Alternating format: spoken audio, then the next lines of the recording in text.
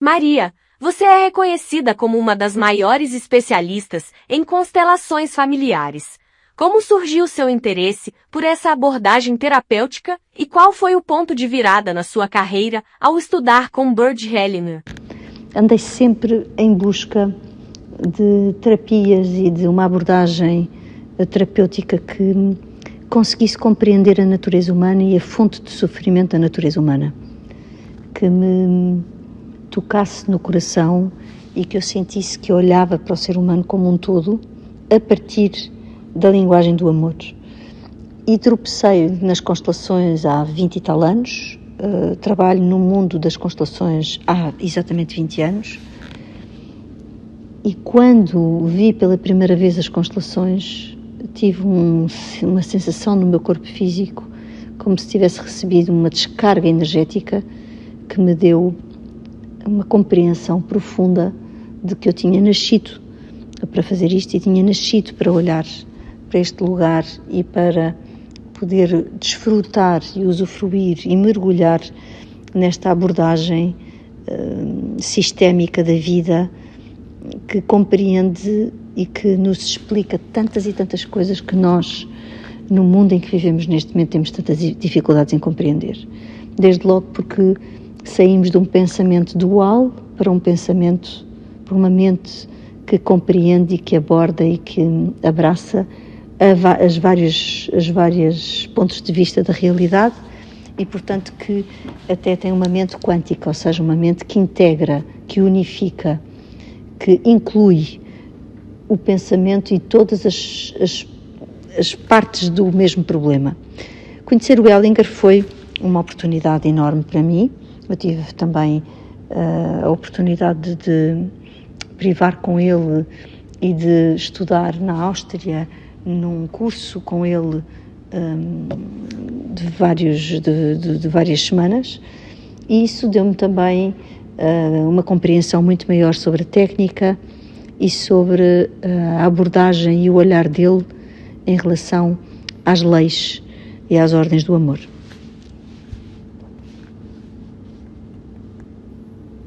No seu livro, você fala sobre como as memórias familiares armazenadas em nossas células podem influenciar nossas escolhas. Poderia explicar um pouco mais sobre esse conceito e como ele se aplica no dia a dia das pessoas?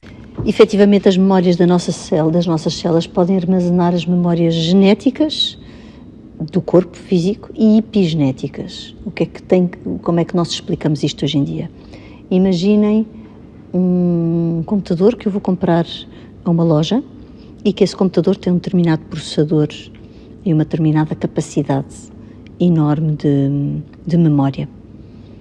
O que acontece é que eu chego a casa, ligo o computador à ficha e nós estamos todos ligados à ficha porque estamos vivos, portanto somos eletrificados, somos um ser eletromagnético e profundamente conectados com o divino. E eu ligo o computador à ficha e esqueci-me de comprar os programas para o computador. Ou seja, eu tenho um computador com um processador e com uma grande capacidade, mas não tenho programas para funcionar com ele.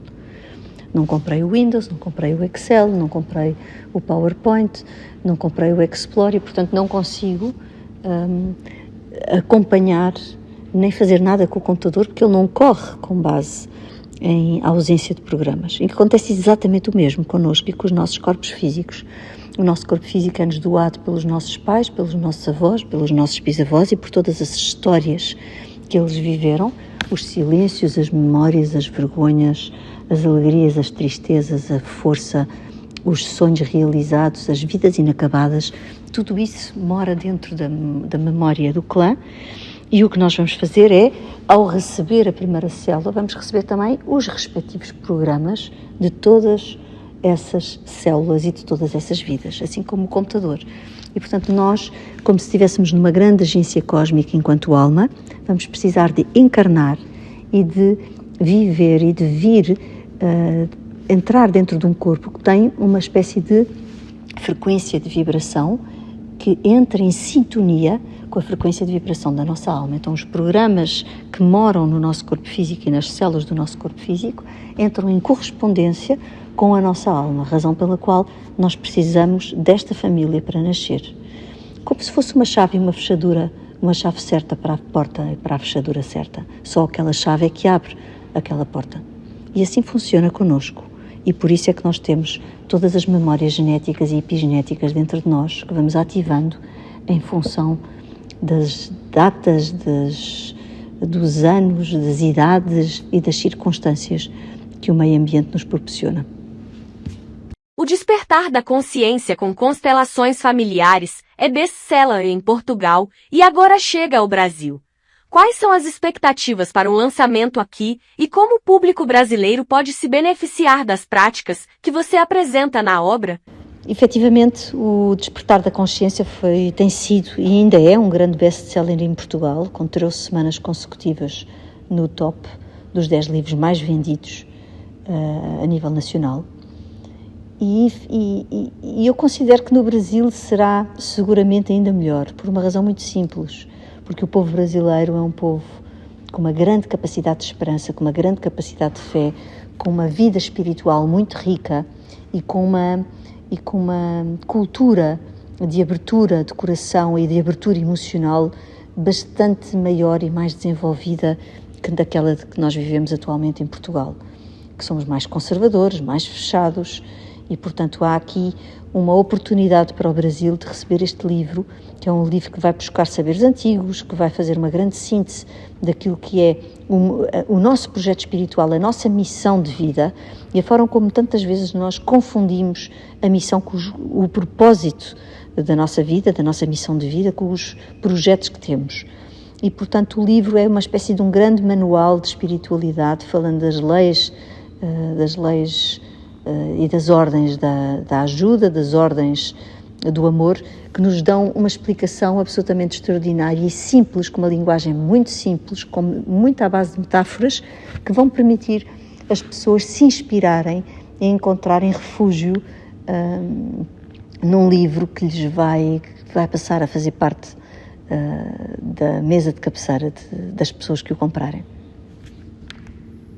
Você menciona aqui: o livro ajuda a identificar e ressignificar padrões inconscientes herdados de nossos antepassados. Como o processo de constelação familiar facilita essa ressignificação?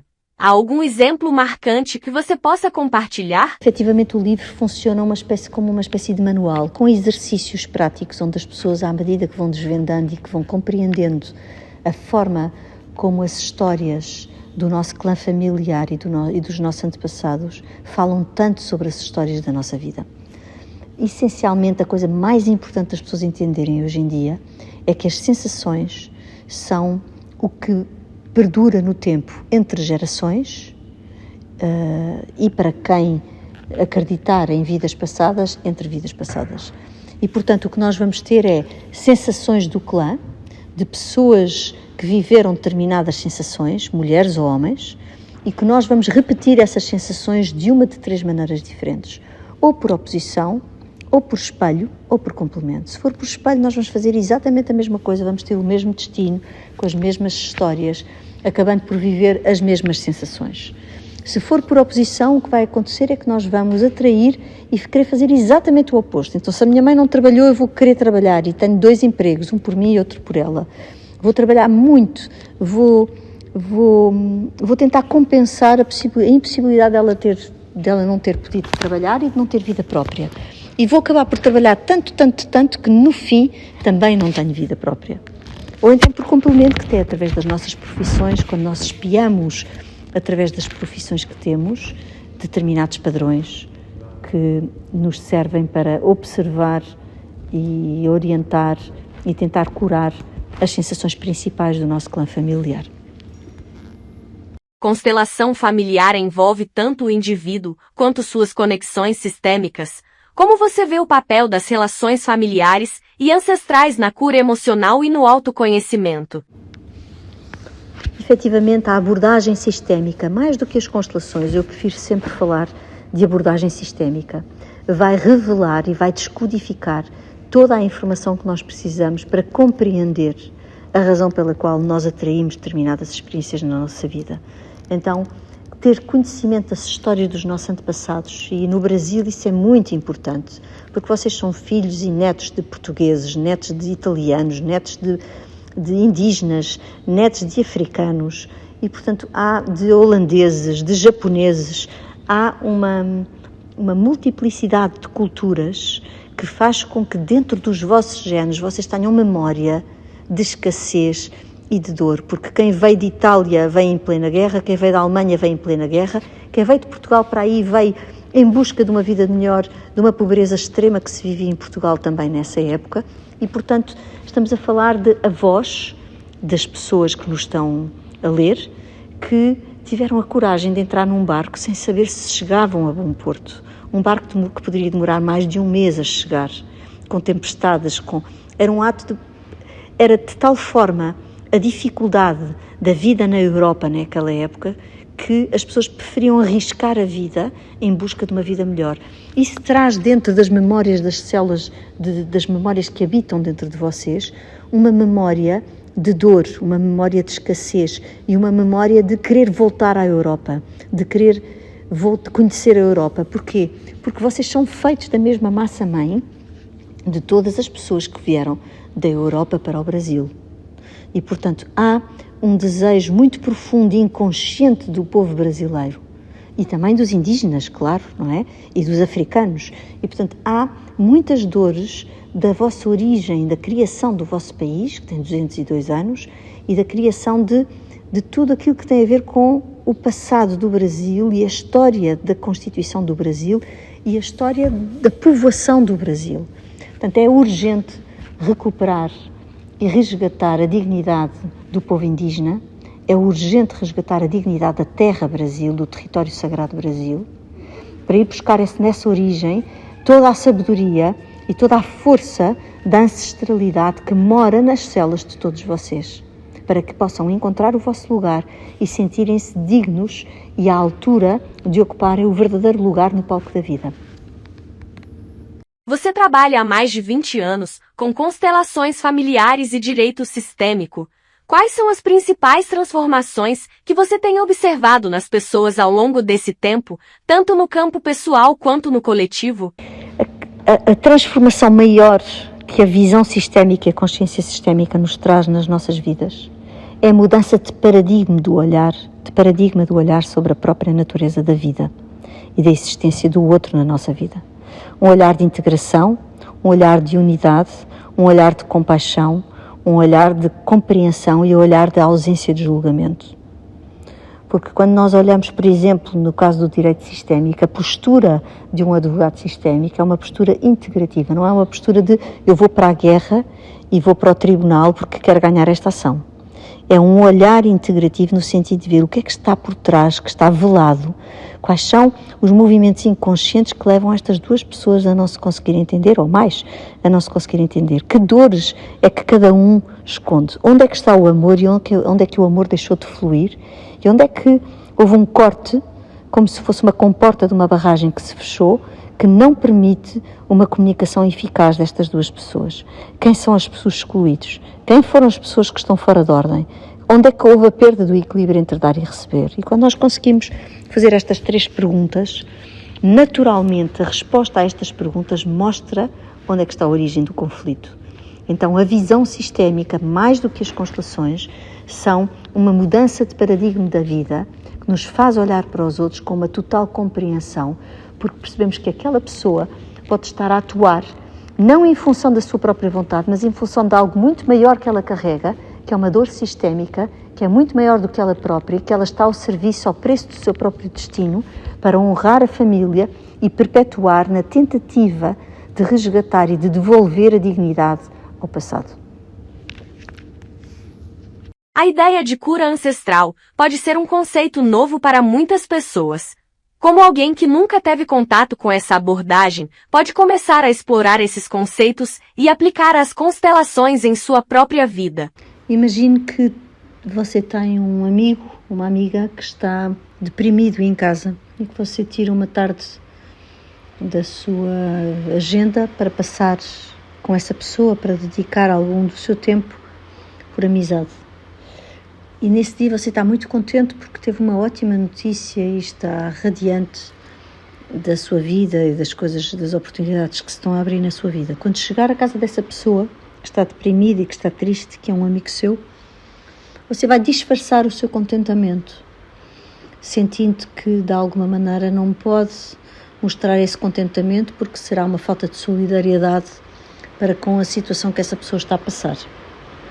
Se nós fazemos isso como amigos e restringimos a nossa alegria, a nossa natureza divina com amigos que não são laços de sangue, imagine o que é que nós fazemos com laços de sangue, com pessoas do nosso passado que passaram por momentos difíceis, por impossibilidades, por vidas interrompidas, por vidas não vividas, por segredos, por exclusões, etc, etc. Portanto, todos nós estamos, direta e indiretamente, envolvidos com os nossos antepassados que moram dentro das nossas células, e os destinos deles que não foram possíveis serem vividos e libertos e vividos em abundância e em liberdade, acabam por restringir a nossa natureza divina e por influenciar de uma forma muito grande a nossa capacidade de abraçar a abundância, de abraçar o merecimento, de abraçar a possibilidade, de abraçar a autorização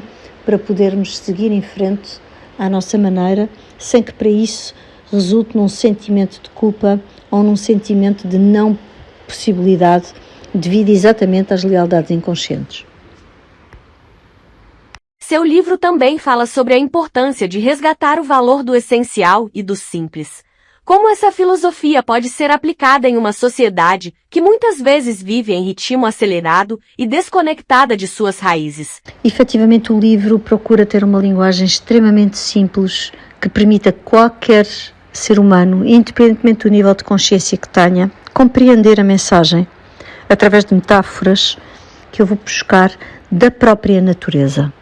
Como o dia e a noite, todos os dias acabam em noite, todas as noites acabam em dia, e, portanto, nós temos situações da nossa vida onde passamos pela noite escura da alma e nem por isso isso representa que logo a seguir virá o sol, virá o dia, virá a consciência. Há todo um conjunto de metáforas que são usadas ao longo do livro para facilitar o entendimento da nossa vida espiritual através das coisas simples da vida, de um retomar e de nos voltarmos a ligar à natureza e à simplicidade da própria vida. Essas metáforas, pela sua simplicidade, são de acesso comum a qualquer pessoa e também em função do nível de conhecimento da pessoa e do nível de maturidade ou do nível sociocultural, a pessoa poderá vir a entender um nível muito mais profundo de resposta em relação a estas metáforas do que outras. E, portanto, inclusivamente a pessoa que releia o livro, já tive muitas vezes comentários desses, as pessoas que releem o livro sentem que estão a ler e a alcançar entendimentos que na primeira leitura não tinham tido. Exatamente por isso. Estamos a falar de arquétipos, estamos a falar de histórias simples, mas que vão buscar uma informação essencial que mora na memória celular dos nossos corpos. Por fim, para os leitores e participantes do workshop, qual é o principal aprendizado ou insight que você espera que eles levem consigo ao final da leitura e das práticas de constelação? Para mim, a principal informação que as pessoas levam é a importância de olhar para dentro, a importância de se reconciliarem consigo, a importância de encontrarem a paz do seu próprio mundo para ajudar a criar a paz no mundo e a importância desta reconexão com o nosso coração, com a dimensão da nossa bondade e da nossa humanidade, para que todos nós, unidos num só coração, possamos nos colocar ao serviço da vida e do amor. É um livro que fala de amor, é um livro que fala do amor por nós, do amor pela humanidade.